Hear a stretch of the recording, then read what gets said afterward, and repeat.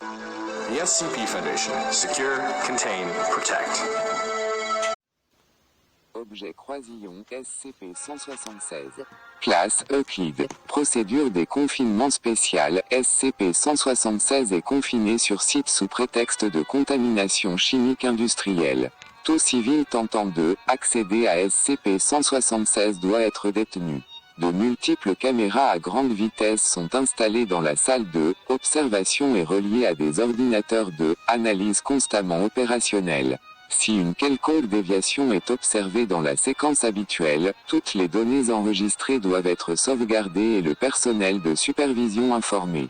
Description: SCP-176 est une usine chimique située près de données expurgées. Le bâtiment consiste en un niveau dédié à l'atelier et en une salle de observation au second étage, séparée de la salle principale par des miroirs sans teint. Le bâtiment comporte 3 entrées. Un quai de chargement à 3 baies, dont les portes ont été soudées. Un accès des employés au rez-de-chaussée. Un accès à la salle de observation du second niveau, accessible par un escalier métallique à l'extrémité nord du bâtiment.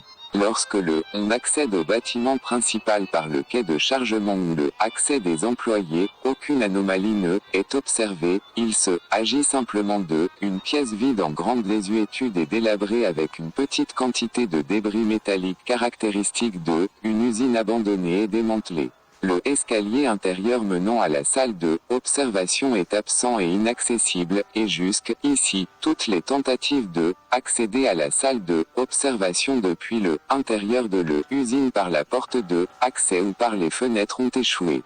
Lorsque on accède à la salle de observation par la porte extérieure du second niveau, une salle de observation cohérente en désuétude et délabrement avec le reste du bâtiment est trouvée.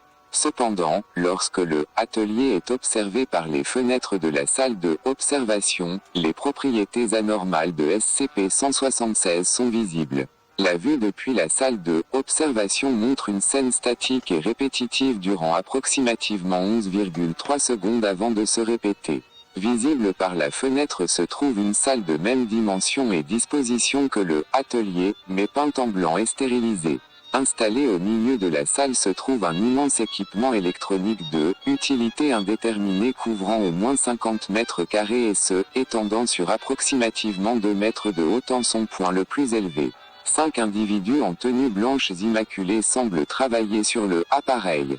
À approximativement 5,9 secondes, le accès des employés se ouvre violemment et 4 individus portant une armure tactique noire sans marque de identification ni emblème entrent dans la salle et tirent sur le personnel de recherche.